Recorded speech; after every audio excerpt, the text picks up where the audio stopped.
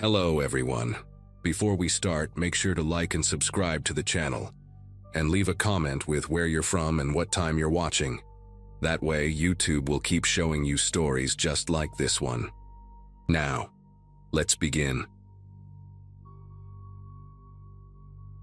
Everyone talks about Black Friday like it's some kind of sport, but nobody prepared me for what I saw that morning at Westfield Shopping Center. I was 26 then, fresh out of my master's program, and broke enough to brave the crowds for a decent winter coat. My roommate Vanessa had convinced me to go with her, said we'd be in and out before the real crazies showed up. We got there at 5 in the morning, and the parking lot was already packed, cars circling like vultures waiting for someone to leave. The energy felt wrong from the start. People pressed against the glass doors, security guards nervously adjusting their radios. When those doors finally opened, the crowd surged forward like water breaking through a dam, and I remember thinking maybe I should just turn around, go home, forget about the stupid coat.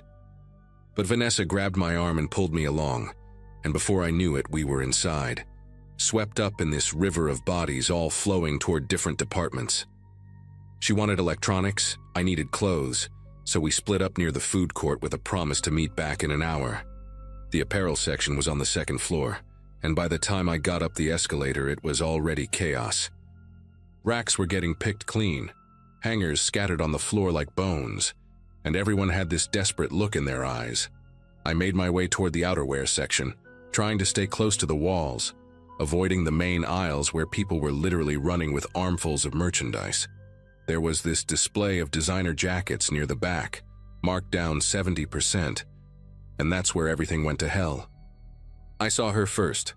This woman in a red tracksuit with bleached hair teased up like it was still 1985, and she was holding this gorgeous leather jacket, examining the price tag. Behind her, a younger woman in yoga pants was clearly eyeing the same rack, her hand already reaching for another jacket just like it. The thing is, there were only 3 of those particular jackets left.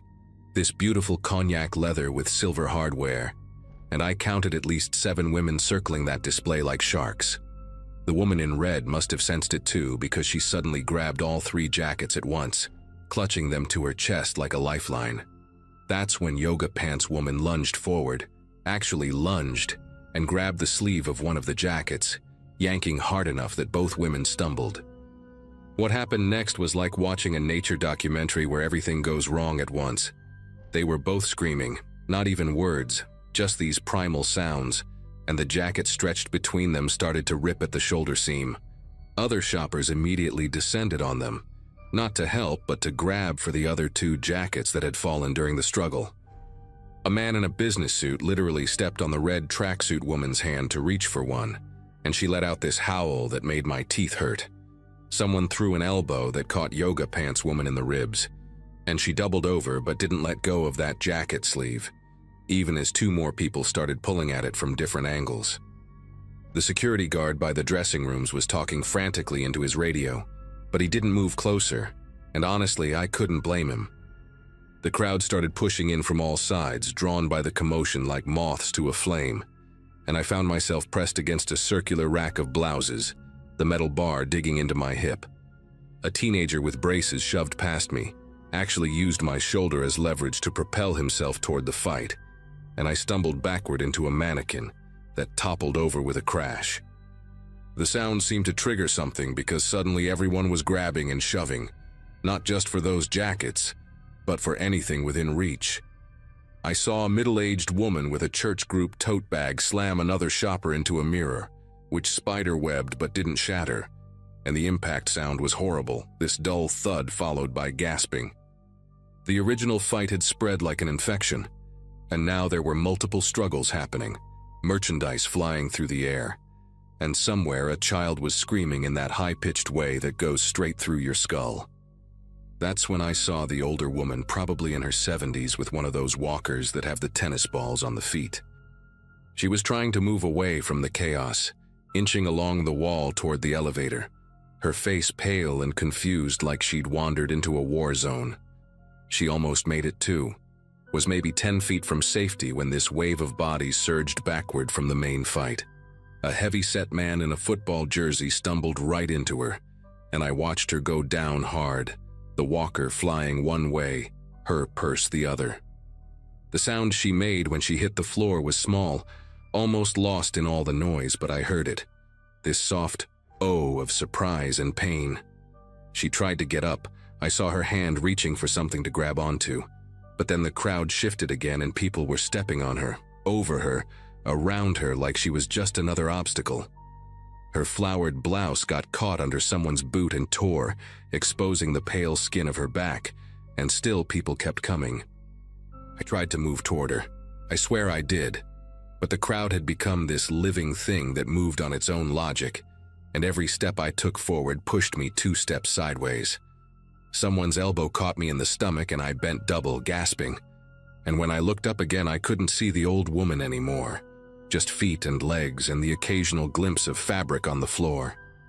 The jacket that started it all was now in pieces. Strips of leather hanging from different people's hands like trophies from a hunt gone wrong. A display table collapsed with a sound like thunder, sending stacks of folded sweaters cascading everywhere, and people were literally diving for them, sliding across the floor on their stomachs. The yoga pants woman was on her knees now, blood running from her nose, still clutching a piece of that jacket, and the woman in the red tracksuit was nowhere to be seen.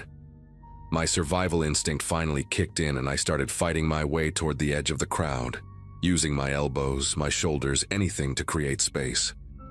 A woman with acrylic nails scratched 3 long lines down my forearm when I accidentally blocked her path to a fallen designer bag, and I felt the warm wetness of blood, but didn't stop moving. The emergency exit sign glowed like salvation above a door marked "Employees Only," and I didn't care. I shoved through it and found myself in a concrete stairwell that smelled like cleaning supplies and dust. My legs were shaking so bad I had to sit on the steps, and that's when I realized I could still hear the chaos through the door, muffled but constant, like listening to a storm from inside a basement. My phone was buzzing nonstop, Vanessa texting asking where I was, if I'd gotten anything good, completely oblivious to what was happening 1 floor above her. I stayed in that stairwell for maybe 20 minutes, listening to sirens getting closer, the sound of heavy boots running up and down the stairs below me. Eventually, a security guard found me, this young guy who looked like he'd aged 10 years in the last hour, and he told me the police had cleared the floor but I needed to leave through the loading dock. He walked me down, past other shell-shocked shoppers sitting on the stairs, one woman still clutching a cashmere scarf with the tags on like she'd forgotten she was holding it. When we got outside, there were ambulances everywhere, their lights painting the concrete walls red and blue, and I saw them loading someone on a stretcher, a small form covered in a silver emergency blanket. I never found out if it was the old woman with the walker, but the way the paramedics were moving, careful but not rushed, made my chest tight with dread. Vanessa found me sitting on a parking barrier near the loading dock, and she was furious at first, holding 2 shopping bags and complaining that I'd made her leave the electronics line where she'd been about to score a flat-screen TV for $200. But then she saw my arm, the scratches already turning dark and puffy, and her face changed. We drove home in silence except for the news on the radio. Reporters already calling it the worst Black Friday incident in the state. 7 people hospitalized, 1 in critical condition. They interviewed shoppers who described it like some kind of natural disaster, unavoidable, nobody's fault, just the price of good deals. One woman actually said, and I'll never forget this, that it was worth it because she got her grandson the gaming system he wanted. Worth it. Like those weren't human beings bleeding on that floor.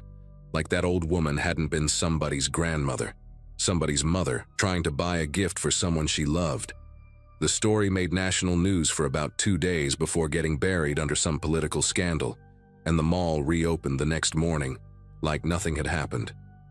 They put up a small plaque near customer service about shopping safely, and hired more security for the next year. But that was it. I went back once, months later, because I needed to return something Vanessa had ordered online, and when I walked past that apparel section, they'd completely redesigned it. New layout, different lighting, like they were trying to erase what happened there. But I could still see it, the exact spot where that old woman fell, now covered by a cheerful display of spring dresses. The store manager recognized me somehow, maybe from security footage, and offered me a $50 gift card for my troubles that day. Like that would make it better. Like that was the price of watching someone get trampled for a jacket nobody even remembers now. I never went shopping on Black Friday again, obviously. And I can't even walk into a crowded store without planning my exits, watching for signs of that particular energy that comes before violence. Sometimes I dream about it. Not the fighting or the blood, but that soft "oh" the old woman made when she hit the ground. That tiny sound of surprise that someone her age, someone who'd lived through whatever she'd lived through, could still be shocked by human cruelty. Vanessa still goes every year, says I'm being dramatic, that it was a freak accident but she wasn't there in the middle of it, didn't see how quickly people can stop being people when they want something badly enough. The scratches on my arm healed into 3 thin white lines that I tell people came from a cat, because how do you explain that you got them from a stranger fighting over a designer bag, while an old woman was dying 10 feet away, and nobody stopped to help, nobody even slowed down, because the sales only lasted while supplies did.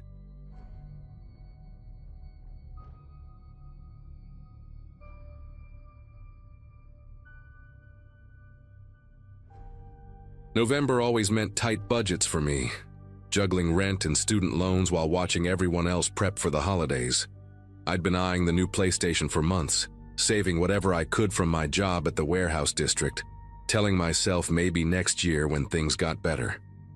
But when that Black Friday alert popped up on Market Direct at 4 in the morning, showing a seller named Gamer Depot listing 5 units at 60% off for quick sale, pickup only, my finger moved faster than my brain. $200 for a console that never dropped below $500 anywhere else. The listing had already been up for 3 minutes when I found it, and 2 units were gone. I grabbed my keys and headed out while most people were still sleeping off their Thanksgiving dinners, thinking I'd beaten the system for once in my life. The pickup address led me 40 minutes outside the city to an industrial area I knew pretty well from my delivery routes. Building after building of concrete and corrugated metal, most of them dark except for the occasional security light casting long shadows across empty parking lots. The GPS kept recalculating as I drove deeper into the complex, past a shuttered textile factory and rows of storage units, finally announcing I'd arrived at a loading dock behind what looked like an abandoned electronics distributor. No signs, no company name, just a rusty number spray-painted on a dented roll-up door. I parked near the only functioning streetlight and checked the Market Direct app twice to make sure I had the right place. The seller's message from an hour ago just said, "Pull up to Bay 7, we'll bring your order out." I sat there for maybe 5 minutes with the engine running, watching my breath fog up the windshield while the heater struggled against the cold. Part of me wanted to message the seller, but the bigger part just wanted to grab the console and get out of there. The whole setup felt sketchy, but $200 was $200, and I'd already driven all this way. Finally, I saw movement near the loading dock, a door opening that I hadn't even noticed before, one of those personnel entrances cut into the larger bay door. 3 guys stepped out, all wearing dark hoodies despite it being freezing outside, none of them carrying anything that looked like a PlayStation box. They started walking toward my car in that casual way that somehow made every muscle in my body tense up, spreading out slightly as they got closer, like they were trying to surround my vehicle without making it obvious. The tallest one, maybe 6'3" with a scraggly beard poking out from under his hood, knocked on my driver's side window with his knuckles, gave me this wide grin that showed a gold tooth near the back. I cracked the window just an inch, keeping my foot hovering over the gas pedal, and he leaned in close enough that I could smell cigarette smoke and something sour on his breath. "You here for the PlayStation?" he asked, voice friendly, but his eyes scanning my car's interior, checking if I was alone. When I nodded, he gestured toward a white van parked in the shadows about 30 feet away, no license plates that I could see. "We keep the inventory in there, safer than leaving expensive stuff in the warehouse. Just pull up behind us and we'll get you sorted." The other two guys were already moving toward the van, but something about how they kept looking back at me, how they positioned themselves between my car and the exit, made every instinct scream at me to leave. "Actually, could you just bring it here?" I asked, trying to keep my voice steady while gripping the steering wheel hard enough to make my knuckles ache. "I'm kind of in a rush. Got work in an hour." The tall guy's smile faltered for just a second before coming back even wider, and he exchanged a quick glance with one of his buddies, a shorter guy with face tattoos creeping up his neck like black vines. "Come on, man. It'll just take a second. We got all the units right there, still sealed in the boxes. You can pick which one you want." He started pulling the door handle from outside, testing it, and when he found it locked, his whole demeanor shifted. The fake friendliness drained from his face like water through a sieve, replaced by something cold and calculating. "Don't make this complicated," he said, voice dropping an octave, and I saw his right hand move to his waistband, lifting his hoodie just enough to show the handle of something metallic tucked into his jeans. That's when I made my decision, probably the fastest one I'd ever made in my life. I slammed the car into reverse, tires screaming against the asphalt as I floored it backward, nearly clipping the guy with the face tattoos who had to dive out of the way. The tall one was shouting something, banging his fist on my trunk as I spun the wheel hard, throwing the car into a chaotic 180 that left rubber marks on the concrete. In my rearview mirror, I saw them scrambling toward the van, and I knew I had maybe 10 seconds before they came after me. The industrial complex was a maze of identical buildings and narrow access roads, and I'd just given up my only advantage of knowing the area from my delivery routes by panicking and taking the first turn I saw, which led deeper into the complex instead of toward the main road. My old Corolla's engine was screaming as I pushed it harder than I ever had, taking corners so fast the whole car tilted on two wheels. Behind me, I could hear the van's engine roaring to life, see its headlights sweeping across the buildings as it lurched into pursuit. They knew these roads better than me. That much became clear when they started gaining ground despite their bulkier vehicle. I blew through a stop sign at a T intersection, choosing left on pure instinct, and found myself in a dead-end loading area surrounded by tall chain-link fences topped with razor wire. The van's lights flooded my mirrors as it skidded to a stop behind me, blocking the only way out. My heart was hammering so hard I could feel it in my throat, taste copper in my mouth as I watched all three of them climb out of the van, taking their time now because they knew I was trapped. But then I remembered something from my delivery days, a detail that might save my life. These old loading areas all had emergency access gates for fire trucks, usually padlocked but with chains loose enough to ram through if you had enough speed. I could see it in the corner of the lot, barely visible in the darkness, a section of fence that looked different from the rest. The three men were walking toward me, spread out in a line, the tall one now openly holding what looked like a knife that caught the light from their van's headlights. I revved the engine, threw it in reverse again, and they actually laughed, thinking I was going to try ramming their van. Instead, I cranked the wheel hard right, building up as much distance as I could in the small space, then shifted to drive and floored it straight at that emergency gate. The impact felt like hitting a wall, the chain snapping with a sound like a gunshot, the fence posts bending outward as my car burst through in an explosion of sparks and twisted metal. The Corolla's front bumper was hanging by a thread, dragging on the asphalt and throwing up a shower of sparks as I careened onto a service road I'd never seen before. My windshield had spiderwebbed from the impact, making it hard to see, but I didn't dare slow down. In the cracked side mirror, I caught glimpses of the van's headlights as it struggled to follow through the destroyed gate, having to slow down to navigate the twisted metal I'd left behind. The service road connected to the main industrial thoroughfare, after what felt like hours but was probably 30 seconds. And suddenly I was merging into early morning Black Friday traffic, regular people heading to regular stores for regular sales, completely unaware that I'd just escaped whatever those men had planned for me. My whole body was shaking so bad I had to pull into a gas station 3 miles down the road just to catch my breath and call the police. The cops took my report, said they'd been tracking similar scams across the state, Fake marketplace listings leading people to isolated locations for robberies. They found the loading dock area, found the tire marks and the destroyed fence, but the van and the men were long gone. The detective, an older guy named Brennan with tired eyes and coffee stains on his shirt, told me I was lucky, that most people who fell for these schemes ended up losing their car, their money, sometimes worse. He showed me photos from other cases, people beaten unconscious, one kid who'd been stabbed when he tried to run, a woman who'd been held at knife point while they cleared out her bank account at nearby ATMs. The PlayStation listing had been deleted minutes after I'd escaped. The seller account vanished like it never existed, and Market Direct claimed they had no way to track who'd posted it since the account was created with fake information and accessed through a VPN. I spent $3,000 fixing my car, money I definitely didn't have, but it was still cheaper than buying a new one. The body shop guy whistled when he saw the damage, said it looked like I'd been in a demolition derby, asked if I wanted to file an insurance claim. I told him no, paid cash, didn't want any record of my stupidity following me around.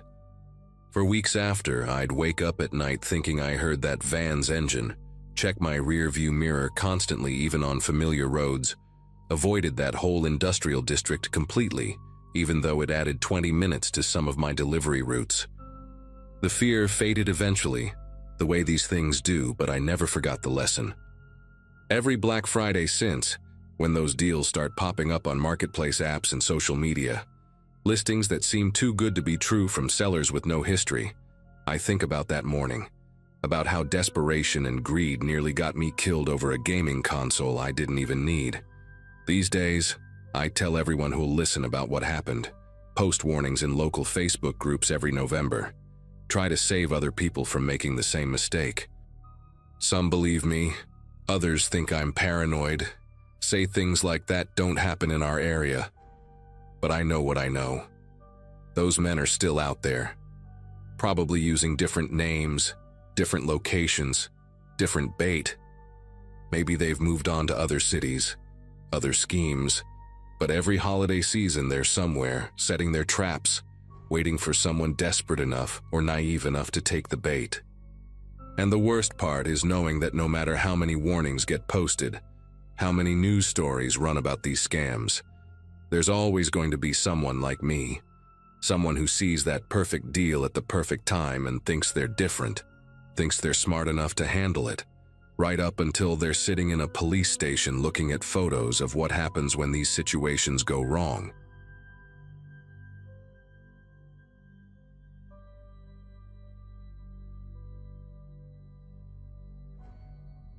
My manager badge still had the Thanksgiving gravy stain from when I'd scarfed down dinner in the break room before the Black Friday chaos started. 20 hours later, I was finally walking out of that massive department store where I'd been working since my roommate ditched me with the full rent payment 2 months back. 5 years after finishing my business degree, here I was, managing the electronics department at a place where people had literally fought over discounted TVs that morning. The kind of store with 3 floors and a parking garage that seemed designed by someone who wanted customers to get lost and buy more stuff while trying to find the exit. That night in 2018, after watching suburban parents turn into wild animals over 40% off tablets, breaking up 3 actual fistfights, and having coffee thrown at me by a woman who didn't understand why we'd run out of those viral robot vacuum cleaners by noon, I just wanted to collapse. The parking lot had gone from absolute insanity to ghost town in the span of a few hours. Just scattered cars sitting under those buzzing sodium lights that turned everything a nauseating shade of orange. My legs felt like they were made of concrete, each step toward my old Corolla sending sharp pains up through my calves. And I kept telling myself that tomorrow I could sleep until my body naturally woke up. No alarms, no angry customers, no scanning endless barcodes. I was digging through my jacket pockets for my keys, passing row after row of empty parking spaces in Employee Section B, when footsteps echoed behind me, maintaining the exact same rhythm as mine, speeding up when I did, slowing when I slowed. "Hey, excuse me, sorry to bother you," came a voice, friendly but tired sounding, and I turned to see a guy in one of our store uniforms, the navy blue polo with the logo I'd been staring at all day on various coworkers. He looked maybe early 40s, salt and pepper stubble, the kind of weathered face you see on guys who work construction but ended up in retail, and he had this apologetic smile that immediately made me relax a bit. His name tag said Bradley, though I didn't recognize him from the electronics section. But then again, corporate had hired like 50 seasonal workers for the holiday rush, and they'd spread them across all departments. He was carrying one of those clear employee bags we're required to use, and I could see a wallet, some crumpled receipts, and what looked like a half-eaten sandwich inside. "My ride completely bailed on me," Bradley continued, running a hand through his thinning hair in what seemed like genuine frustration, and he gestured toward the nearly empty lot with a laugh that didn't quite reach his eyes.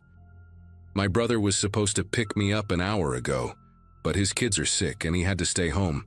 Just texted me about it, and of course my phone's about to die, so I can't even call an Uber."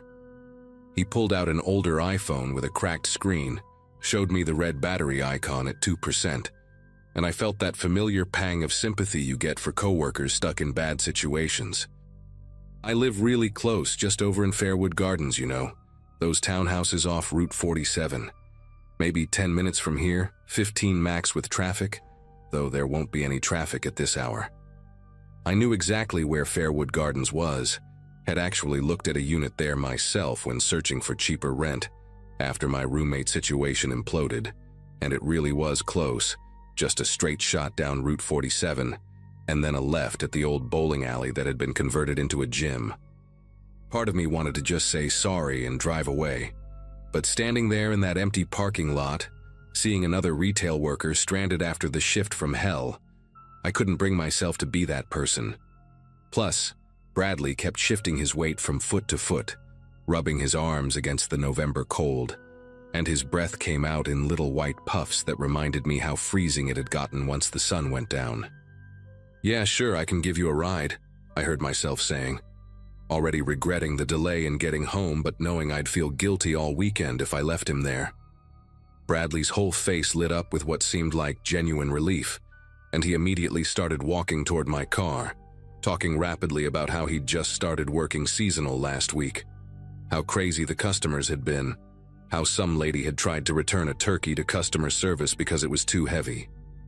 Normal retail horror story stuff that anyone who'd worked Black Friday could relate to, and I found myself laughing despite my exhaustion, unlocking the Corolla and apologizing for the mess of energy drink cans and granola bar wrappers scattered across the passenger floor. He waved it off, said his car looked way worse, and settled into the seat with a grateful sigh, immediately adjusting the heating vent toward himself while I started the engine and pulled out of the parking space, heading toward the exit that would take us to Route 47. Route 47 stretched ahead of us like a black ribbon, completely deserted except for the occasional semi-truck hauling merchandise to restock stores for the rest of the holiday shopping season, their headlights cutting through the darkness before disappearing around curves. Bradley kept up a steady stream of conversation for the first few minutes, asking about how long I'd been working at the store, complaining about the new scanning system they'd implemented, normal coworker small talk that required minimal responses from my exhausted brain. But when we passed the closed bowling alley where I expected him to tell me to turn left toward Fairwood Gardens, he stayed quiet for a moment, then said, "Actually, keep going straight for another mile or so.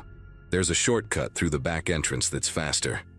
His voice had changed slightly, more focused, and he was sitting up straighter in the passenger seat, peering intently through the windshield at the dark road ahead.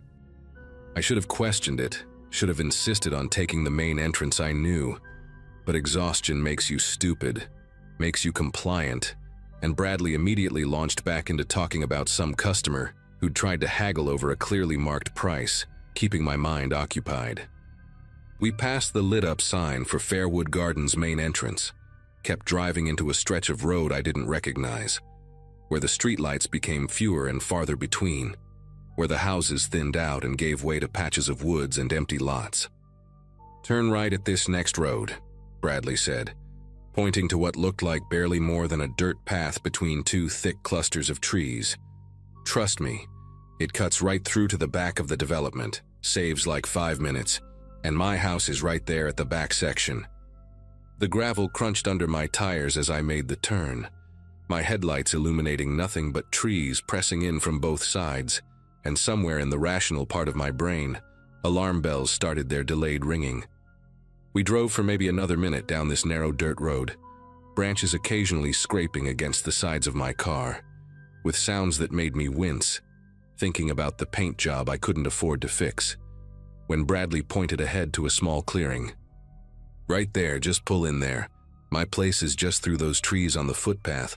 Stupid developer didn't put in a proper road to the back units yet," he explained, and against every instinct that was now screaming at me, I pulled into the clearing, my headlights sweeping across dead leaves and bare dirt.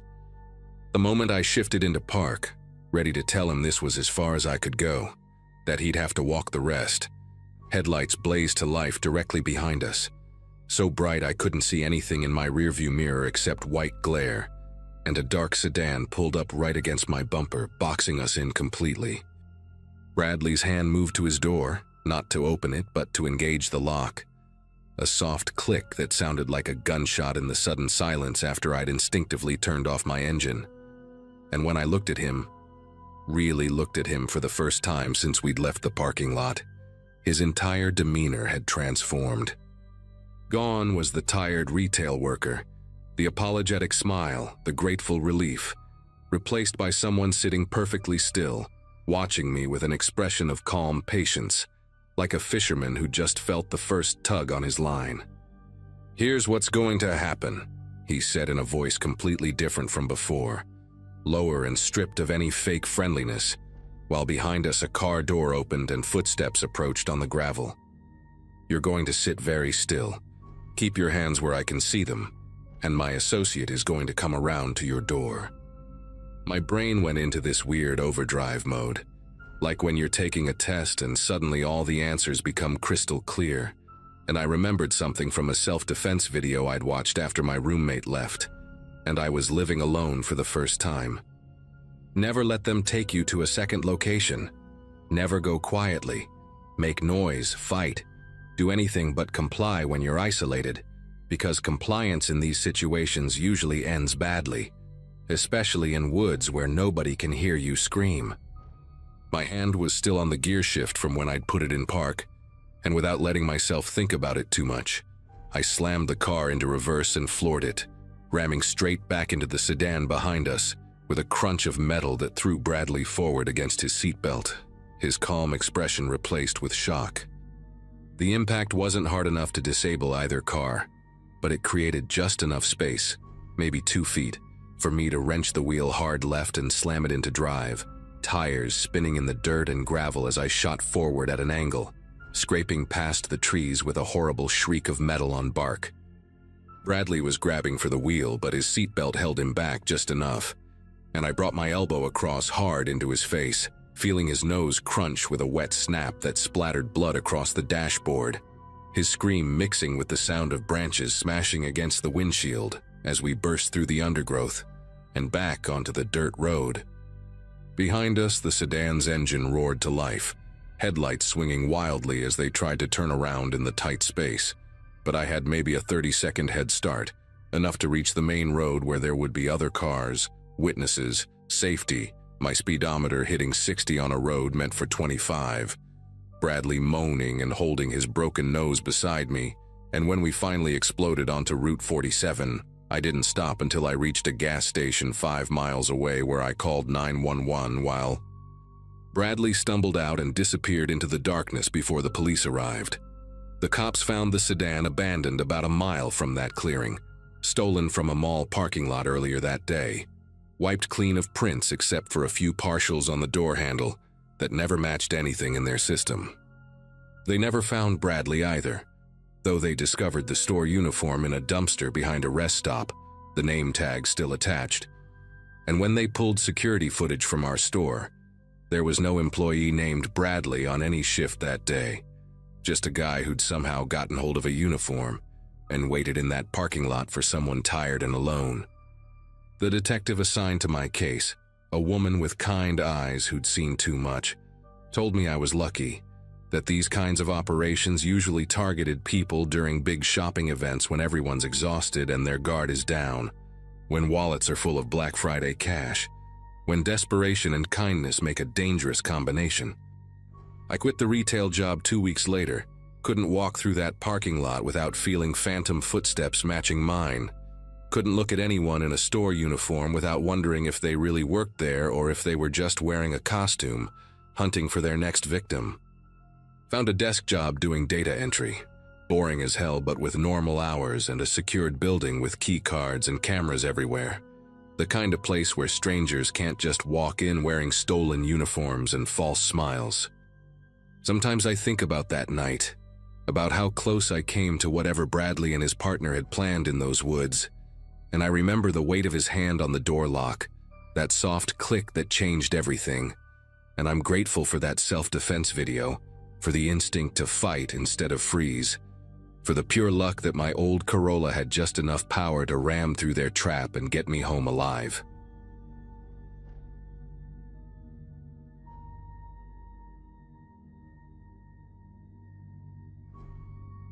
My daughter needed a laptop for college, and I needed to not go deeper into debt.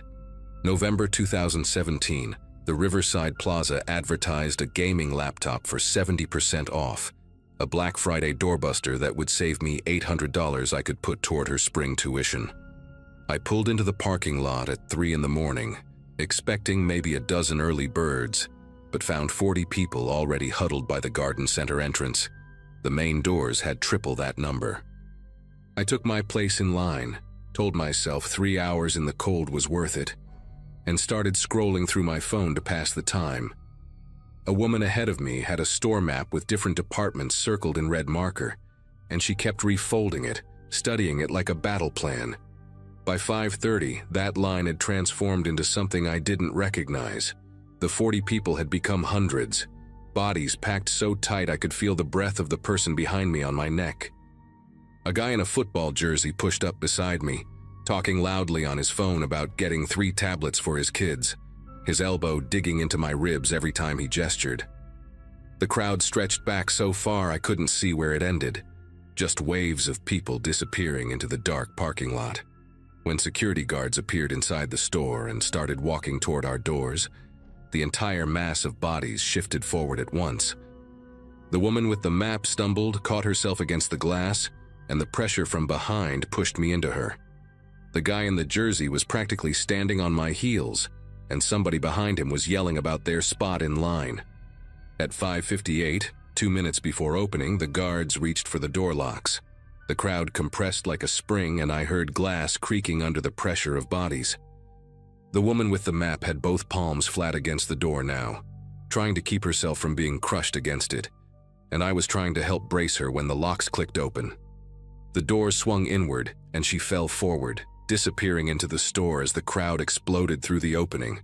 The guy in the jersey shoved past me, using his shoulder like a battering ram, and the force of people behind me lifted me off my feet. I went through those doors without my feet touching the ground, carried by the mass of bodies like driftwood in a tsunami. Inside was chaos. The careful lanes marked with rope barriers meant nothing as the human flood crashed through them, metal posts clattering to the floor. People were running in every direction, shopping carts ramming into displays, and I heard glass breaking somewhere to my left. I tried to move toward the electronics section, but the crowd had its own momentum, sweeping me sideways toward the clothing racks. A teenager next to me got tangled in a rack of winter coats and went down hard, and I reached for him but got yanked away by the surge. The main wave of bodies was pushing deeper into the store, toward the back where the big-ticket items were stocked, and fighting against it was like trying to swim upstream in rapids. Then the crowd hit a bottleneck at the electronics department entrance and everything compressed. Bodies slammed into my back, crushing me forward into the people ahead, and suddenly I couldn't expand my chest enough to breathe properly. My ribs felt like they were bending inward, and each breath came in short, painful gasps. Someone fell near my feet, and I tried to step around them, but there was nowhere to move. No space between the bodies, and more people kept pushing from behind. The person on the ground was screaming, a horrible muffled sound, and I could feel them thrashing against my legs trying to get up. But the crowd kept moving, kept pushing, and I felt my foot come down on something soft that shouldn't have been there. The screaming changed pitch, became more desperate, and I tried to shift my weight, but the mass of bodies had me pinned in place. A woman next to me was hyperventilating, her eyes wide with panic, clutching at anyone within reach. Her fingernails dug into my arm as she tried to pull herself up higher, trying to get above the crush, but there was nowhere to go. The crowd had become a single organism, pulsing and swaying with its own terrible rhythm, and we were just cells being pushed through its body. I saw a man ahead of us go down, pulled under by someone grabbing his jacket, and the crowd closed over him like water. The person under my feet had stopped screaming, but I could still feel movement down there, weak attempts to push against the weight above them. My vision started going gray at the edges from the pressure on my chest, and I realized with absolute clarity that I might die here, trampled to death over a laptop sale, and my daughter would have to identify my body. Survival instinct took over. I started throwing elbows, hard, not caring who I hit, just trying to create space to breathe. The woman with her nails in my arm wouldn't let go, so I twisted sharply and heard her cry out as she lost her grip. I pushed against the person in front of me with everything I had, using them as leverage to keep from being pushed down myself. The mass was slowly flowing through the electronics entrance, and I let myself be carried, focusing only on staying upright. Each step was a fight to maintain balance, to not trip over whatever was on the floor. I kept my arms up near my chest, creating a small pocket of space to breathe, and stopped trying to help anyone else. You can't save anyone when you're drowning yourself. The electronics section opened up slightly, and people scattered toward different displays, the crushing pressure finally easing. I stumbled sideways into a tower of boxed printers, knocking several to the floor, and used the moment to gulp air into my burning lungs. My whole body was shaking, adrenaline making my heart pound so hard I could hear it over the shouting and crashes around me. Behind us, at the entrance we'd just come through, I could see people still trapped in the bottleneck, faces purple with pressure, hands clawing at the air. Someone was definitely down in there. I could see a gap in the crowd where bodies weren't quite touching the floor, like a pothole in the human river. Security guards were trying to push through from the side, but they couldn't even get close to whoever was underneath. I abandoned any thought of finding that laptop. Nothing in that store was worth what I'd just experienced, what I'd done to survive it. My shoe felt wrong when I stepped, sticky on the bottom, and I didn't want to think about why. I started working my way toward the emergency exit I'd spotted near the television displays, moving diagonal across the flow of people still pouring in. A man was dragging a huge flat-screen box across the floor, knocking people's legs out from under them, completely oblivious to the chaos he was adding to. Near the emergency door, an older woman sat on the floor against the wall, holding her wrist at an odd angle, tears streaming down her face while everyone just stepped around her. I helped her to her feet with my good arm, the other one throbbing where the panicked woman's nails had broken skin, and we pushed through the emergency exit together. The alarm screamed as we burst into the cold morning air, but it was barely audible over the sirens already approaching. 3 ambulances were pulling into the parking lot, and I could see more emergency lights coming down the access road. The older woman leaned against the building's brick wall, cradling her broken wrist, and asked me if I'd gotten what I came for. I just shook my head, couldn't find words to explain that I'd nearly killed someone with my feet, that I'd chosen my life over theirs in that doorway. She nodded like she understood anyway, like maybe she'd done something similar in there. We waited in silence for the paramedics, watching more people stumble out of various exits, some carrying merchandise, others carrying injuries, and a few being carried by others. Later, I found out 2 people died that morning at Riverside Plaza. A 43-year-old man had a heart attack in the crush near electronics, and a 19-year-old college student was trampled at the garden center entrance where I'd gone through. The news called it a tragic accident, showed security footage of the crowd surge that looked like a tidal wave of bodies, and interviewed the store manager who kept saying they'd followed all safety protocols.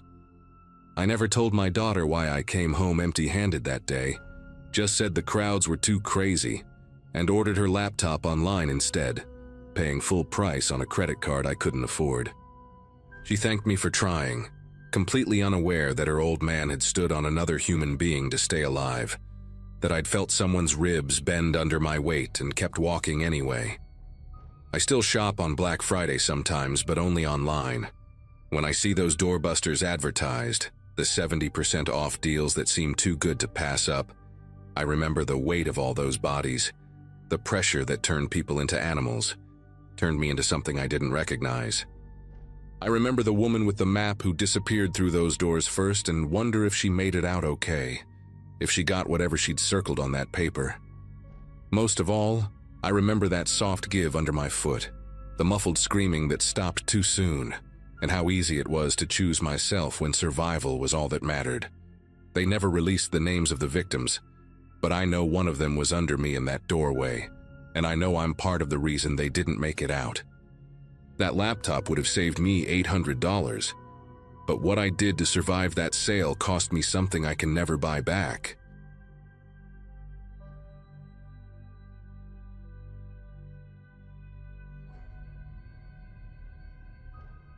Owning a small boutique means most days are predictable, quiet even. Violet Thread had been my baby for about 6 years, tucked into a corner spot in downtown Portland with my business partner Jade. We sold curated vintage pieces and some local designer stuff. And honestly, we were happy with our little niche. Then one random Wednesday in 2022, I posted a video on TikTok showing this incredible collection of vintage leather jackets we'd just acquired, and the thing exploded. Like 2 million views in 3 days kind of exploded. Suddenly we had people messaging us from across the country, asking if we'd hold items, if we shipped internationally when our next sale was. Jade and I decided to go all in on Black Friday that year. We'd never done anything major before, maybe had 40 customers trickle through on a normal sale day, but we sensed this could be different. Still, nothing prepared me for what I saw when I pulled up to the shop at 4 a.m. that Friday and found a line of people wrapped around the entire block, past the coffee shop, past the bookstore, some of them holding folding chairs and thermoses. The second I unlocked that door, it was like releasing a dam. Bodies poured in, voices overlapping, hangers scraping, and within 10 minutes our tiny checkout counter had a line stretching to the back wall. People were getting antsy. Some were just dropping their stuff and leaving, and I felt this sinking dread that our big break was about to turn into a total nightmare. Jade was ringing people up as fast as she could, and I was trying to help, but we only had 2 registers and it wasn't nearly enough. She disappeared into the back office for maybe 2 minutes, came out looking relieved, and said her cousin who worked in retail management was sending people over from some temp agency he used for emergencies like this. I didn't even ask questions. About 20 minutes later, 3 people walked in wearing black shirts and lanyards, saying they were from Flexstaff Services. There was this young guy named Josh, who looked like he'd rather be anywhere else, an older man named Raymond who'd clearly worked retail before, and a woman who introduced herself as Christine. She had dark hair pulled into a tight bun, wire-frame glasses that kept slipping down her nose, and this weirdly calm, practiced smile that made me feel like she'd worked 1,000 Black Fridays. I gave them the fastest crash course in history, showed them our register system, how to package items, where the bags were stored. Christine asked a ton of questions, way more than the other 2. Stuff about our return policy, whether we accepted international credit cards, if we had a limit on transactions. At the time, I just figured she was being thorough, maybe even a little too eager. But I was so grateful to have someone who seemed competent that I didn't think twice about it. We split up the registers. Jade took the main counter up front. I took the smaller one near the dressing rooms, and we set up a folding table in the middle of the store where Raymond and Josh could ring people up using our 2 backup tablets connected to Square. Christine said she'd float and help bag items keep the line moving, answer questions. For the first couple hours, it actually worked. The line was moving, people were buying armfuls of stuff, and the energy in the store was electric instead of angry. I was in this zone where I wasn't even really looking at faces anymore, just scanning tags, swiping cards, stuffing tissue paper into bags, thanking people on autopilot. Around 11 a.m., I noticed Christine had set up her own little station near the vintage denim section in the back corner. She'd pulled over one of our small side tables and had this compact card reader sitting on it, one of those portable square things that connects to a phone. When I caught her eye, she smiled and said something about helping move the line faster since people were clustering in that area anyway. It made sense. People were grabbing jeans and jackets from that section, and she was right there to check them out instead of making them walk all the way to the front. Efficiency. That's what I thought it was. I saw her ring up maybe a dozen people over the next hour. She had this smooth routine down, chatting with customers, complimenting their choices, and then pulling out her card reader with this little apologetic laugh about how old school it looked compared to our regular system. She'd swipe their cards, hand them a receipt from a little portable printer she had in her bag, and send them on their way with their items wrapped in our signature purple tissue paper. Couple of times I saw her tapping on her phone between customers, and I assumed she was processing the payments, making sure everything synced up. She looked legitimate. She acted legitimate.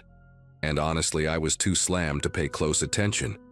The day was a blur of transaction after transaction, and by the time we finally locked the doors at 8 p.m., I was so exhausted I could barely see straight.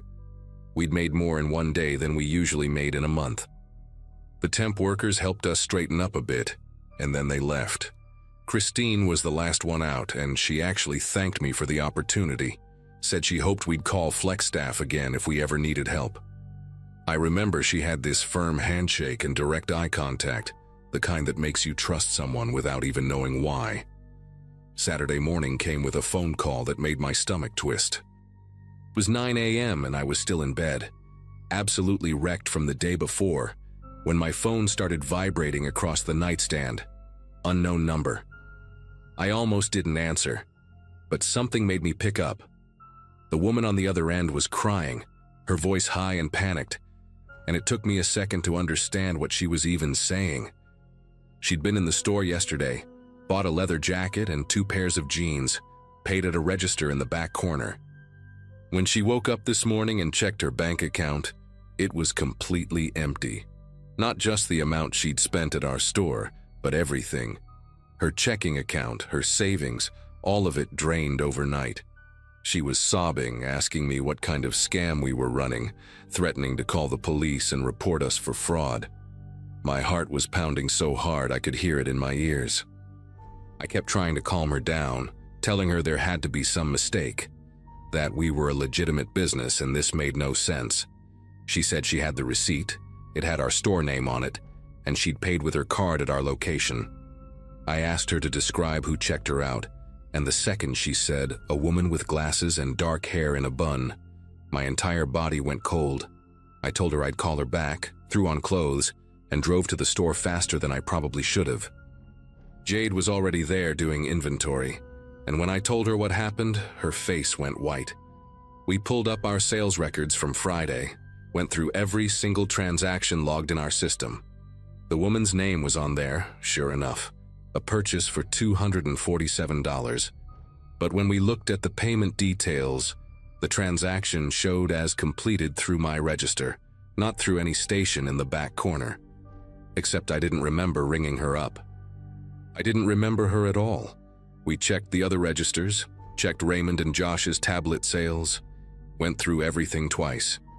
Her transaction was there, marked as paid and closed, but something about it felt wrong.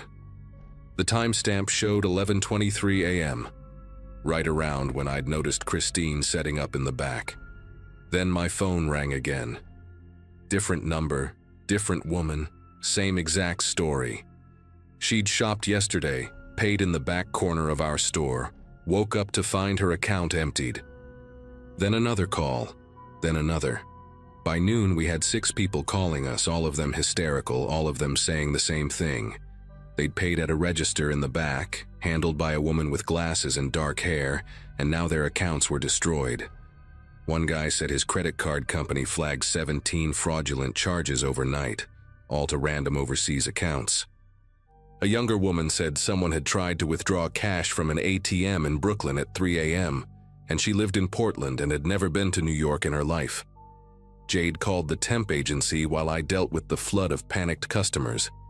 I was trying to take down information, trying to tell people we'd figure this out, trying not to completely lose it myself. When Jade hung up the phone, her face had this gray, hollow look that made my chest tighten. She said the number for FlexStaff services was disconnected, just a recorded message saying the number was no longer in service. She tried Googling the agency and there was nothing. No website, no reviews, no business registration, nothing. It was like the company didn't exist. I asked about her cousin, the one who supposedly sent the temp workers, and she pulled out her phone with shaking fingers and called him right there on speaker. He answered on the second ring, sounded confused about why we were calling. When Jade asked him about the temp workers he'd sent over, there was this long pause. Then he said he hadn't sent anyone. He didn't know what we were talking about. He'd been out of town for Thanksgiving and hadn't talked to Jade in over a month. She insisted someone had called claiming to be from him, and he just kept saying no, that wasn't him. He never made any calls. The realization hit us both at the same time. Nobody sent those workers. They just showed up, walked in like they belonged, and we let them. We called the police and 2 officers showed up around 2 p.m. They took our statements, looked at our security camera footage, and that's when things got even worse. Our cameras covered the front entrance, the main register area, and the dressing rooms, but we'd never installed one in that back corner where Christine had set up. Budget cuts from a couple years ago, we'd only kept the most essential angles covered. The footage showed her arriving, showed her moving around the store, showed her talking to customers, but there was nothing clear enough to really identify her. She'd positioned herself perfectly in the one blind spot we had. The officers took notes, said they'd file a report, and mentioned this sounded like a skimming operation they'd been tracking across several states. Apparently there'd been similar incidents at pop-up markets and busy retail locations. Always someone posing as temporary help, always using personal card readers to steal information. They said the devices she used probably had skimmers built in, copying card data and PINs while looking like normal transactions. One officer, this older guy with a thick mustache, said the sophisticated ones could even print legitimate-looking receipts, so nobody suspected anything until it was too late. He said Christine, or whoever she really was, probably had all that card data uploaded to servers overseas within hours, sold on the dark web by midnight. The next week was absolute hell. We had 43 people total who came forward saying they'd been victims, and that was just the ones who shopped at our store. The police said Christine and her crew, because they were certain now that Josh and Raymond were part of it too, had likely hit other locations that same weekend. Our business insurance didn't cover this kind of fraud, and legally we weren't liable since the customers had willingly handed over their cards, but that didn't matter. Our reputation was destroyed. People were leaving 1-star reviews online, calling us scammers, saying we were in on it. The local news picked up the story, and suddenly we were the boutique that let criminals steal from customers. Jade and I spent hours every day on the phone with victims, with our bank, with credit card companies, with lawyers trying to figure out what we could even do. We offered refunds to everyone affected even though we'd already paid out to our suppliers and barely had the cash flow to cover it. We just wanted to make it right somehow, even though none of it was really our fault. I kept replaying that day over and over, seeing Christine's calm smile, her careful questions, the way she'd positioned herself exactly where we couldn't see her clearly. The whole thing had been planned down to the last detail. One of the victims, a woman named Heather who'd lost nearly $8,000 between her checking and savings, became obsessed with tracking Christine down. She started her own investigation, spent hours on forums and Facebook groups dedicated to fraud victims, and actually found 2 other people from different cities who described the exact same woman hitting their workplaces during busy sales. One was a bookstore in Seattle, another was a farmer's market in Sacramento. Same description, same setup, same devastation left behind. Heather compiled everything into this massive document, and sent it to the FBI's Internet Crime Complaint Center, convinced that if enough people reported it, someone would actually do something. The police had basically told us these people were ghosts, that they used fake identities and burned them after each job, moving to a new city and starting over with different names. They said our chances of finding her were almost zero. That reality was crushing. Knowing that someone could just walk into your life, destroy everything, and disappear like smoke. I started having nightmares about it, dreams where Christine would come back and I'd recognize her too late, or where I'd see her face in crowds and lose her before I could do anything. About 5 months later, in April, I got a call from a detective in Phoenix. He said they'd arrested a woman named Claire Drummond, along with 2 male accomplices, for running a nearly identical scam at an electronics retailer during their spring sale.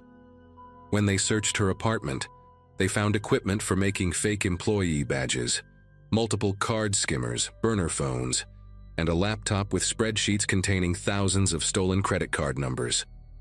They also found wigs, different sets of glasses, and clothing in various styles. The detective said when they showed her our security footage, she didn't deny it. She actually laughed and said she'd hit over 60 locations in 3 years, mostly during major shopping events when stores were desperate for extra help and too busy to do proper background checks. She and her crew would research stores ahead of time, figure out which ones went viral or had big sales coming up, and just walk in pretending to be from temp agencies. Most places were so overwhelmed they didn't question it. She said the key was confidence and timing. Act like you belong, show up when chaos is already happening, and people will believe whatever you tell them. The arrest didn't undo the damage, but it felt like something. Claire Drummond was facing federal charges, and the detective said she'd likely spend years in prison given the scale of what she'd done. A lot of the victims would never see their money back. The card companies and banks were still fighting about liability, and plenty of people's credit was wrecked for years. Violet Thread survived, barely. Jade and I had to take out a loan to cover the refunds and keep the business afloat, and it took almost 2 years before our reviews started recovering. We installed cameras in every corner of the store, implemented a strict policy about only using our registered employees, and I became that paranoid owner who double-checks everything. Even now, 3 years later, I get anxious during busy sales. Every time someone pulls out a card, there's this split second where my brain goes into panic mode. I watch transactions like a hawk.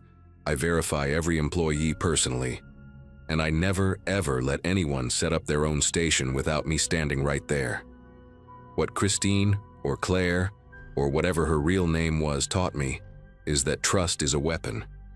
She knew exactly how to use it, and she knew that in moments of chaos, people drop their guard. The scariest part wasn't even the theft itself. It was how easy it was. How she just walked in, smiled, asked the right questions, and we handed her everything she needed to destroy people's lives. That's what keeps me up sometimes. Not what happened, but how simple it was to make it happen.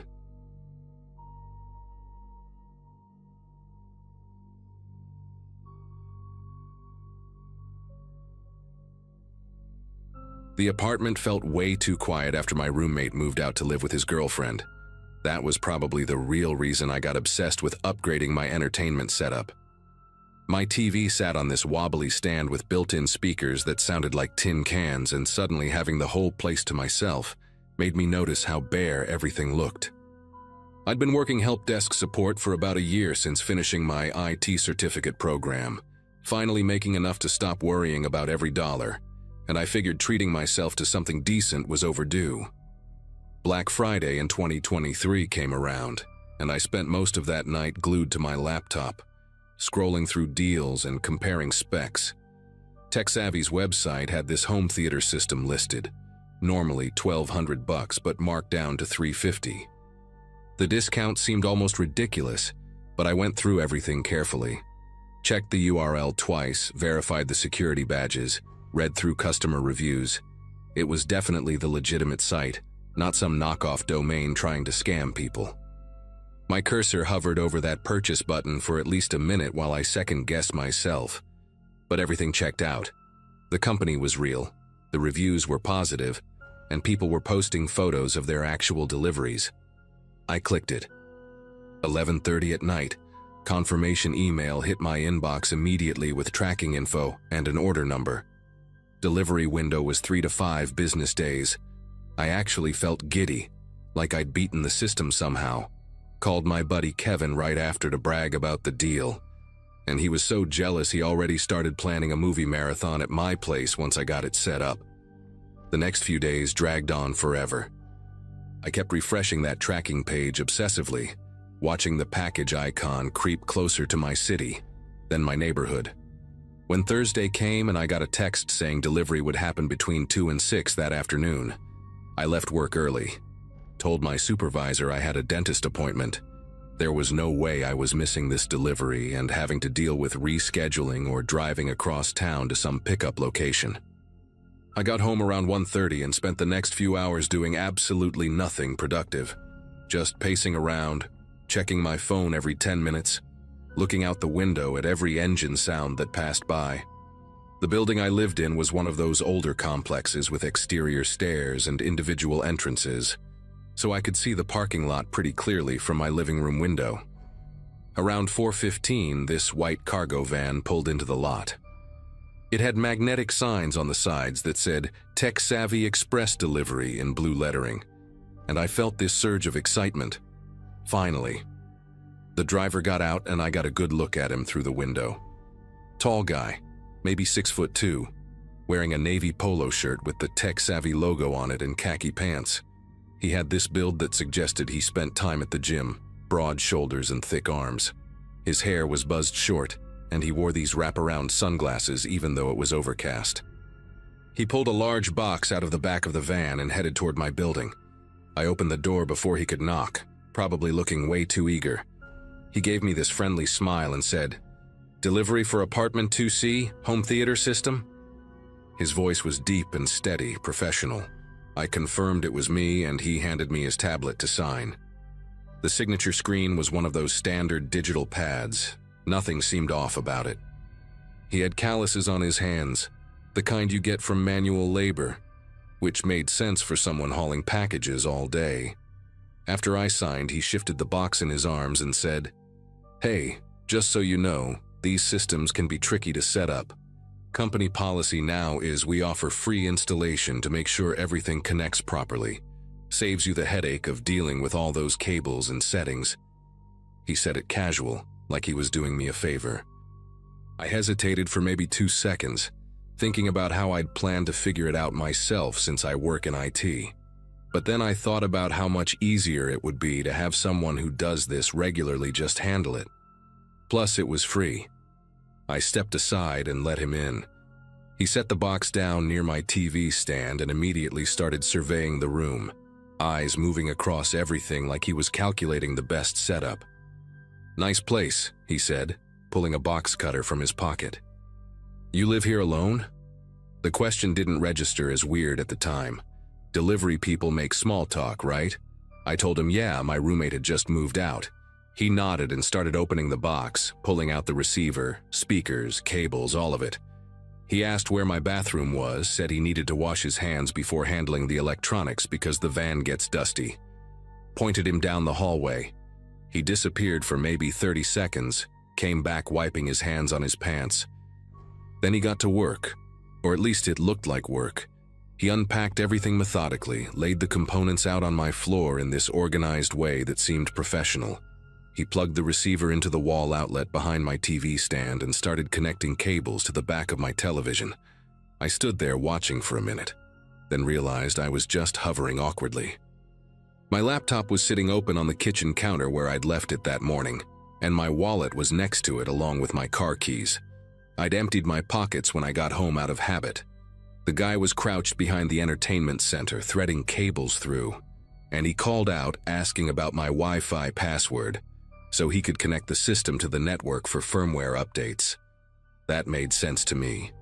I rattled off the password and he thanked me. Then he said he needed to grab some additional connectors from the van, that the box was missing a component. Said it would just take a minute. I told him no problem and he headed out the door. I heard his footsteps going down the exterior stairs, heard them fade into the parking lot. That's when the silence hit me. Not the peaceful kind, but the kind that makes your brain start working overtime. I walked over to the window to see if he was coming back, just out of curiosity. The white van was gone. Completely gone. I stood there staring at the empty parking space where it had been, trying to process what I was seeing. Maybe he parked somewhere else? Maybe he needed to move the van for some reason? But even as I thought it, I knew something was completely wrong. I turned around and my eyes went straight to the kitchen counter. The spot where my laptop had been was empty. Just the power cord lying there. My wallet, gone. My car keys, gone. For a few seconds I couldn't move, couldn't think. Then I practically ran to the hallway, checked the bathroom. My watch was missing from the sink counter where I'd left it. I went into my bedroom and my backup phone that I kept charging on my nightstand was gone too. The guy had moved through my apartment like he had a mental checklist. The home theater system was still there, half unpacked, cables everywhere. I grabbed my phone from my pocket, the only thing he hadn't gotten because it was on me, and my hands were shaking so bad I could barely unlock it. I called TekSavvy's customer service number, the one from their website, got through to someone after navigating their automated menu. I explained what happened, talking fast, probably not making complete sense. The representative went quiet for a second, then asked me to describe the driver again. I did. Tall, muscular, buzzed hair, wraparound sunglasses, navy polo with the logo. She put me on hold. When she came back, her voice had changed, gotten more serious. She said they had no delivery scheduled to my address that day. Said they don't do installation services at all, never have. Their drivers drop packages at the door, get a signature and leave. That's it. The van, the uniform, the tablet, all of it was fake. I felt like the floor dropped out from under me. She stayed on the line while I processed it, then told me I needed to call the police immediately and file a report. She also said this wasn't the first time they'd heard about something like this, that scammers had been intercepting legitimate orders somehow and showing up before the real delivery. I hung up and dialed 911, explained the situation to the dispatcher. They sent an officer out within 20 minutes. He was this older cop with gray hair and a tired expression, like he'd seen every variation of human garbage behavior. He took down all the details, asked me to describe the guy again, wrote everything in his little notepad. When I mentioned the magnetic signs on the van, he nodded slowly. Said those are easy to get made online, people use them for all kinds of scams. He asked if I had security cameras. I didn't. He asked if any neighbors might have seen the van or gotten the plate number. I told him I'd check but doubted it. The officer was honest with me in a way that somehow made it worse. He said chances of recovery were slim. Guys like this, they plan everything out. They're in and out fast, and by the time anyone realizes what happened, they're long gone. He told me to cancel my credit cards immediately, change all my passwords, and keep an eye on my bank accounts for any suspicious activity. The laptop was what killed me the most. I had work files on there, personal stuff, photos. The wallet had $200 cash, my debit card, my license. The car keys meant I couldn't even drive anywhere to deal with this mess.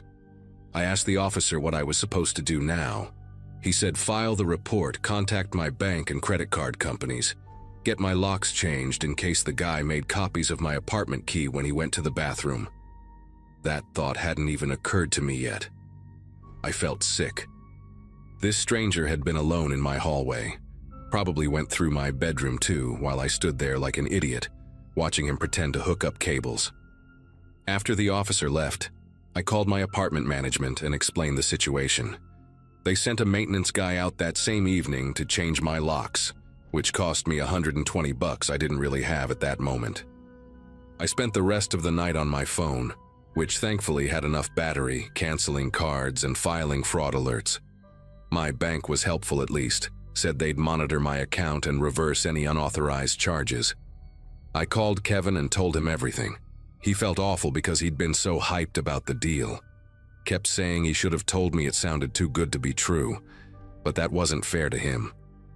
I'd been the one who verified everything, who let a complete stranger into my home without asking for proper ID, without questioning anything.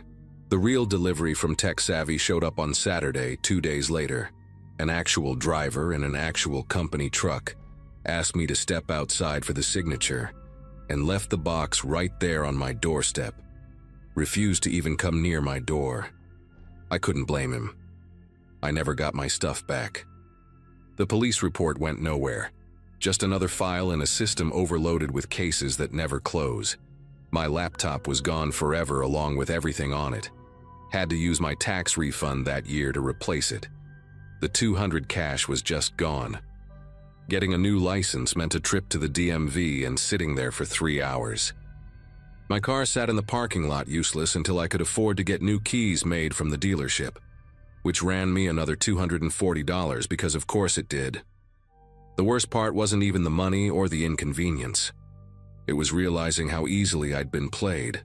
This guy read me perfectly, knew exactly what to say, how to act, what details would make me trust him, the professional demeanor, the uniform, the tablet, the casual small talk. He'd done this before, probably done it a dozen times. I was just another mark on his list. Now when I order anything online, I make the driver leave it outside. I don't care if it's pouring rain or if the box is massive. They can set it down and walk away. I'll drag it inside myself once they're gone. And I tell this story to anyone who will listen, because if it stops even one person from making the same mistake I did, then maybe it's worth reliving the embarrassment. Trust your instincts, verify credentials, and never let strangers past your threshold no matter how legitimate they seem. That $350 deal ended up costing me close to $2,000 when everything was said and done, not counting the stuff I lost that I can never replace.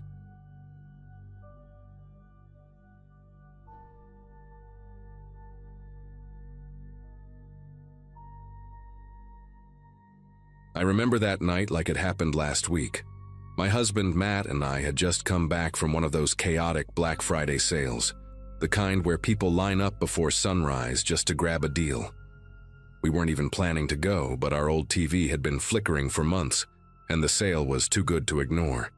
We bought a 65-inch smart TV from an electronics store about 30 minutes away, got our receipt, and left feeling pretty proud of ourselves.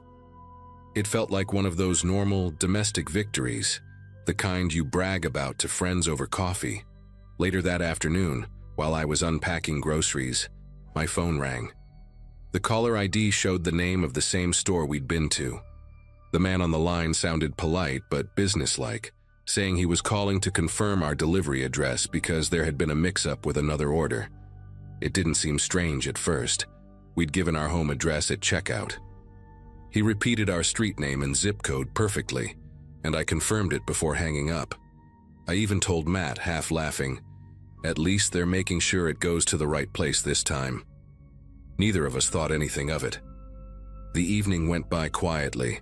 Matt mounted the old TV on the wall one last time to stream a movie, while we waited for the new one to be delivered the next day. Around 11:30, I was sitting on the couch with a blanket, half asleep, when our dog, Luna, started pacing near the back door. She's usually calm at night, but her tail was stiff, and she kept growling in short, low bursts. Matt muted the TV and listened. Outside, we could hear the faint crunch of tires rolling over gravel. We didn't live on a busy street. It was one of those quiet neighborhoods where you instantly notice when something's out of place. Matt peeked through the living room curtains and frowned. A dark pickup truck had stopped across the street. No logo, no plates visible from that angle, just a pair of headlights cutting through the dark. The engine turned off, but the lights stayed on. "Probably someone lost," he muttered, though his voice didn't sound convinced. I remember how heavy the air felt, like the kind of stillness right before a thunderstorm. Luna wouldn't stop growling, and that's when I heard it. The faint metallic rattle of our back gate latch moving. Matt motioned for me to turn off the TV, and the room sank into silence. The only light came from the dim lamp beside the couch. We both listened, The kind of listening where every sound feels amplified. The latch clinked again, slower this time, like someone trying not to make noise. My heart was pounding so hard I could hear it in my ears. Matt whispered that maybe it was an animal, but we both knew no raccoon would try to open a gate twice. He grabbed the flashlight from the drawer and moved quietly toward the back door while I stayed near the hallway, clutching Luna's collar to keep her from barking. When he shone the beam through the kitchen window, the gate stopped moving. Whoever was there had heard him.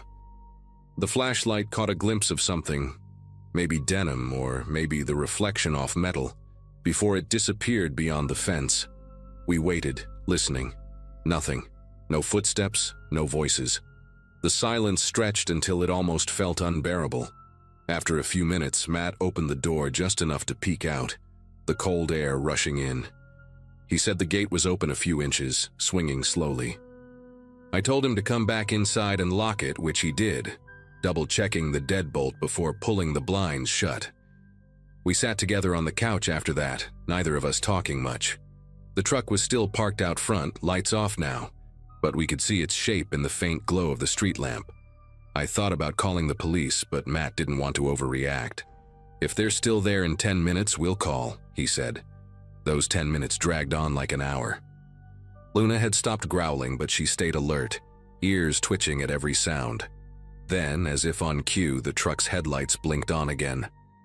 It rolled forward slowly, stopping right in front of our driveway this time. Matt stood up, tense, and I grabbed my phone. Before I could even unlock it, we heard the gate again. This time, it wasn't the latch, but the hinges creaking open fully. The back motion sensor light turned on, flooding the yard in pale light. For a split second, I saw a silhouette near the shed, a tall figure motionless like it was staring straight at the house. Then the light went off, and everything went black again. I called 911 right away, my hands barely steady enough to type the passcode. The dispatcher answered fast, and I tried to explain that someone was in our backyard. She asked if they'd entered the house, and I said no, but they were close. She told us to stay inside, lock all doors, and wait for an officer. While I was still on the line, Matt went to grab the baseball bat he kept by the front door. The dispatcher asked if we could see the intruder. I told her no, just the truck still idling in front. She said a patrol car was on the way. Those next few minutes felt unreal.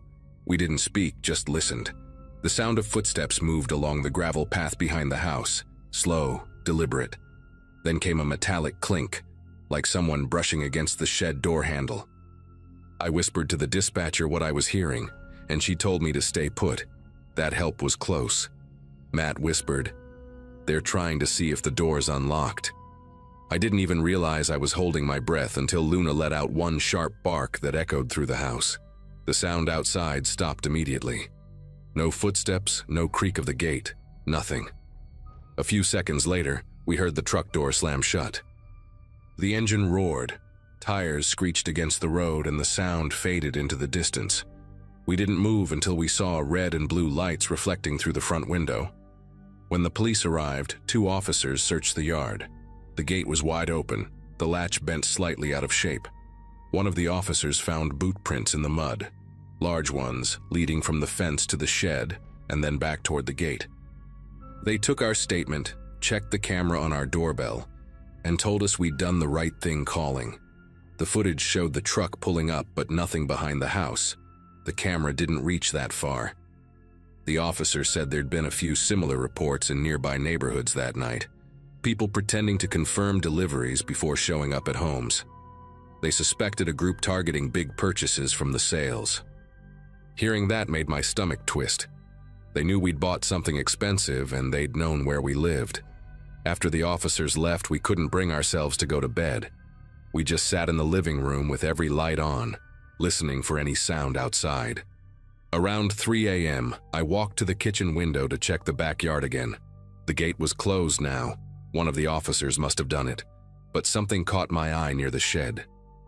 A small white sticker on the wood, barely noticeable in the dim porch light. When I stepped outside the next morning, I saw it up close. It was a barcode label with the name of the same electronics store printed on it, the kind they put on display boxes. Only, We hadn't bought anything that needed to be delivered. I called the store first thing that morning to ask about the call from the day before. The manager sounded confused and told me no one from their staff had made any calls after the sale ended. He checked our order and confirmed we'd taken the TV home ourselves, so there was no reason for anyone to ask about our address. I asked if the sticker I found could have come from them. He said all their inventory was accounted for, and their labels were kept in the back room. They didn't even use that particular format anymore. That's when it sank in that whoever called us had planned this carefully. Over the next few days, I couldn't shake the feeling of being watched.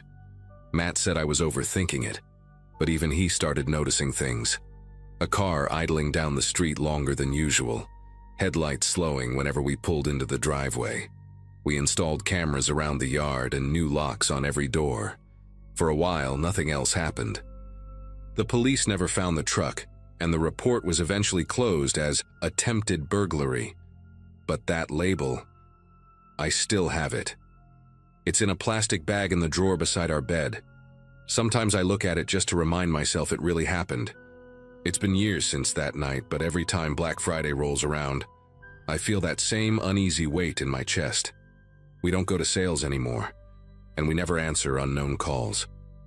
The TV we bought that day still hangs on our wall, a constant reminder that some deals aren't worth the risk. I'll never forget the sound of that gate latch in the dark, or how close we came to something we still don't fully understand. Maybe they just wanted the TV, or maybe they wanted something or someone else.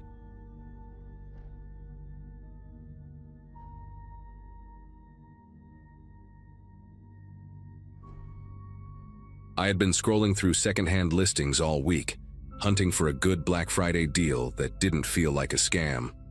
Between juggling my part-time job and my sister's college tuition, I couldn't justify spending full price on anything luxurious. When I found a post for a genuine designer tote, the exact model I'd been eyeing for over a year, listed for barely a quarter of the retail cost, it almost felt like fate. The seller's profile looked normal.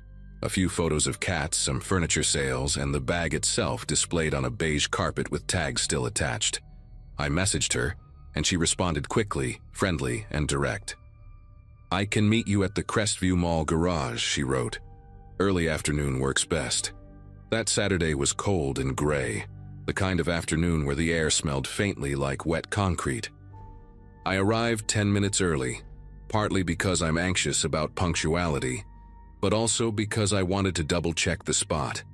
The garage was busier than I expected, people loading boxes into SUVs, kids whining about toy stores, and the occasional honk echoing through the levels. I parked near a pillar painted with a fading letter C, texted the seller that I'd arrived, and waited. Her read receipt appeared instantly, but no reply came. After a few minutes, the crowd began to thin.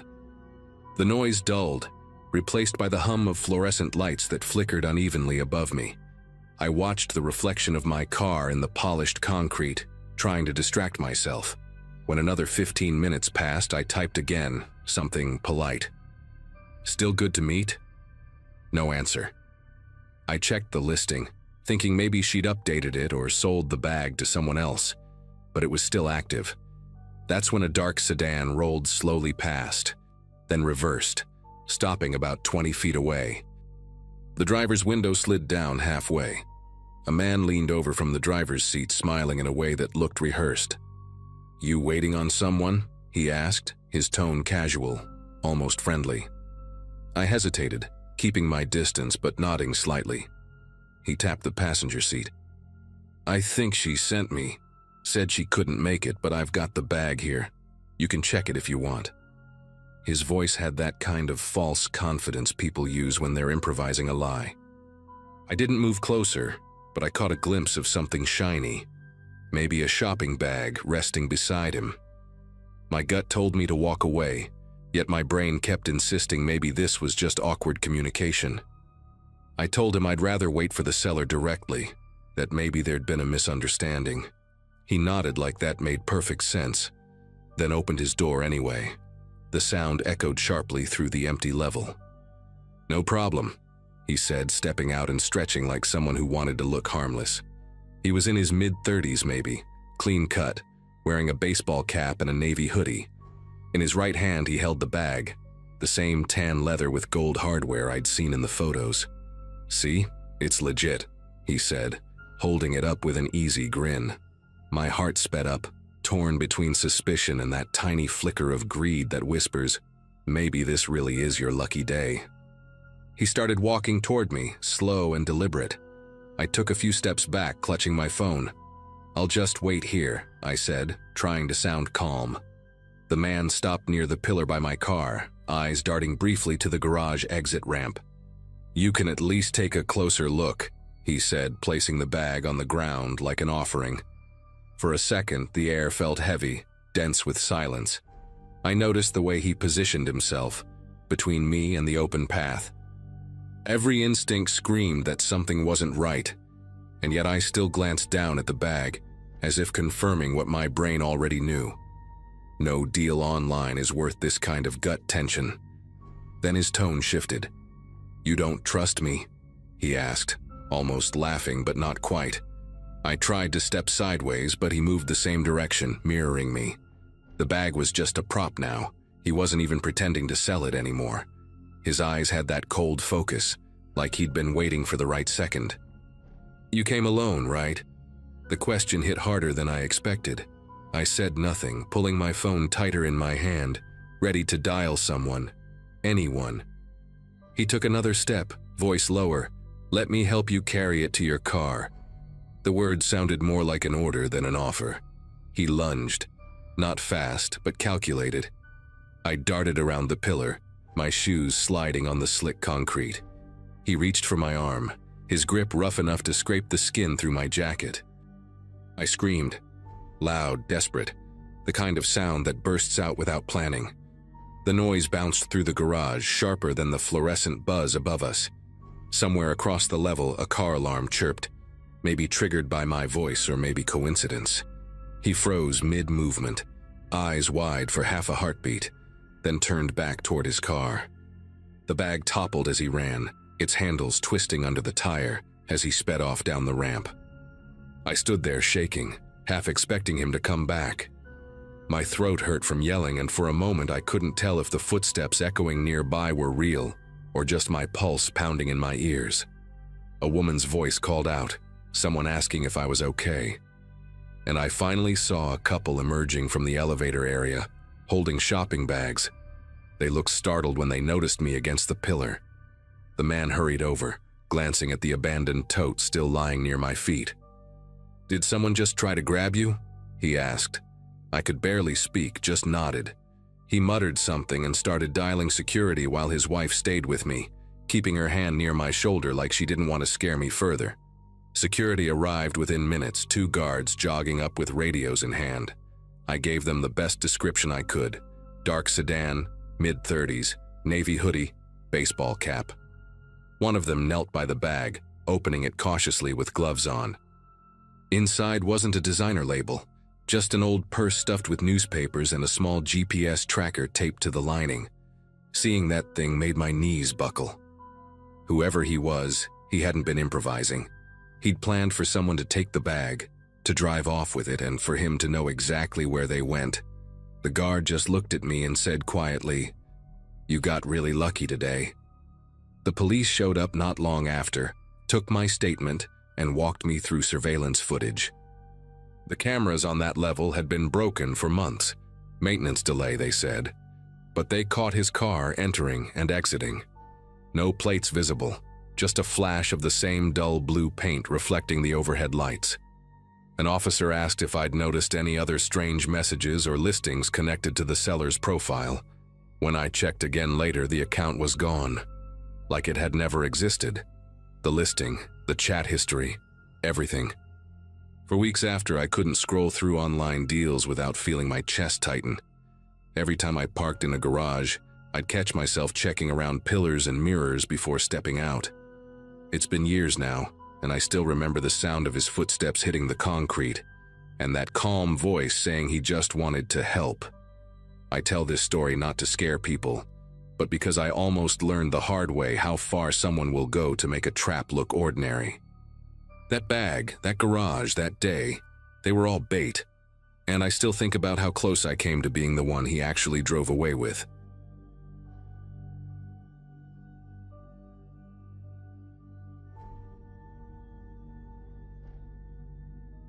Black Friday has always been chaos where I live, but that year, I decided to brave it anyway because my old headphones had finally given up. I remember being half awake, running on cheap coffee and the thrill of maybe catching a deal. The mall was a madhouse. People shouting, carts bumping into each other, security trying to keep some order while pop music blared over the speakers. I remember thinking the air smelled like perfume, plastic, and sweat.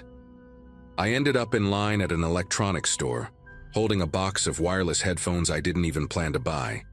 But they were half off, and it felt like winning a small battle. The cashier who rang me up looked young, maybe mid-20s, with messy blonde hair and a small scar along his left eyebrow. His name tag said Derek. He was talkative in a way that caught me off guard. He asked if I'd been waiting long, joked about surviving the storm, and told me he'd been working since 4 a.m. He didn't seem creepy or anything, just tired but friendly. When he handed me the bag, he smiled and said, "Don't lose your receipt. People keep coming back saying they dropped theirs." I laughed, said thanks, and left. That was the end of it, or so I thought. That night I got home around 6, still buzzing from the chaos of the day. I lived alone in a small second-floor apartment near the highway. Nothing fancy but quiet most of the time. I threw the shopping bag on the couch, ordered takeout, and spent the evening scrolling through deals I didn't need. By midnight, I was half asleep on the couch when my phone buzzed. My doorbell camera had detected motion. I figured it was a stray cat, or maybe someone delivering a late package. But when I checked the feed, I froze for a good 10 seconds trying to understand what I was seeing. Derek was standing right outside my door. Same clothes as earlier. Store uniform, name tag, everything. He was holding a shopping bag and looking straight at the camera like he knew I'd be watching. After a few seconds, he leaned closer and spoke, his voice low but clear enough to hear through the mic. "Hey," he said, "you left your credit card at the register. Thought I'd drop it off." My first instinct was confusion. I clearly remembered putting my card back in my wallet after paying. I'm a bit obsessive about checking that kind of thing. Still, the way he said it sounded calm, polite even, like he was doing me a favor. I didn't answer the intercom, just watched him stand there for maybe a minute, shifting the bag between his hands. When I didn't come to the door, he rang the bell again, a long press this time. The sound filled my apartment, sharp and echoing in a way that made my chest tighten. I typed a quick message to a friend, just a casual, "Hey, weird question. Can a cashier track your address?" and went back to the feed. He wasn't at the door anymore. The camera showed only the hallway light flickering and the faint outline of the bag sitting on the floor near my welcome mat. I didn't move for several minutes, just stared at it, waiting for something else to happen. Eventually, I checked my wallet. Card right there, exactly where it should be. That's when my heart started pounding for real. I locked every window, double-checked the door, and sat back on the couch with my phone in hand. When I looked at the feed again, the bag was gone. He must have come back to take it while I wasn't looking. The next morning, I called the store. I tried to sound calm, like I was just clearing up a misunderstanding. The woman on the phone put me on hold, came back after a few minutes and said no cards had been reported missing, and no employees were authorized to visit customers outside of work. I asked if Derek was working that day, and she hesitated before saying, "We don't have anyone by that name here."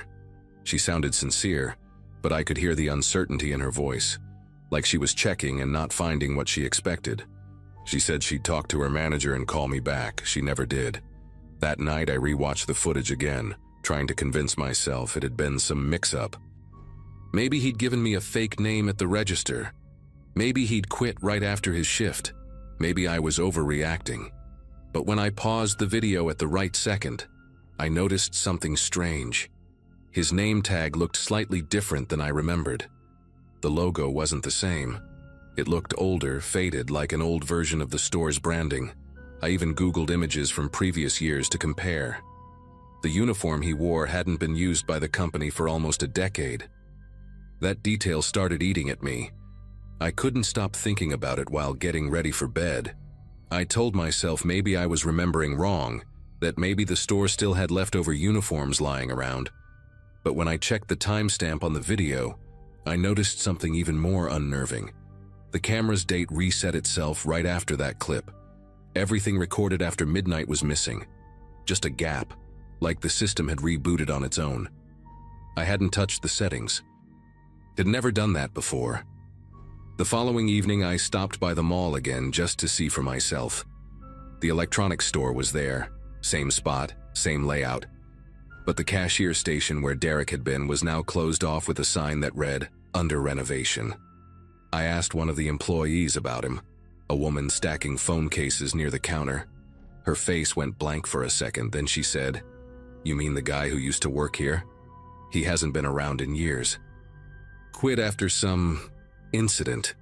She trailed off before I could ask more, and a manager appeared out of nowhere, smiling too quickly, asking if I needed help finding anything. The woman avoided eye contact. I just said no thanks and left. That night, I couldn't sleep. Every sound from the hallway made me flinch. Around 2 a.m., I checked the camera again. The timestamp was correct this time, and everything looked normal, until a motion alert popped up. I tapped the live feed and saw the bag again, the same one from before, sitting in the same spot outside my door. No one was there this time, no footsteps, no shadow moving away. I just stared at it until my eyes watered. When I finally got up the nerve to open the door, the hallway was empty. The bag was filled with shredded paper. I moved out 2 weeks later. The management company probably still has my forwarding address, but I never updated the camera account.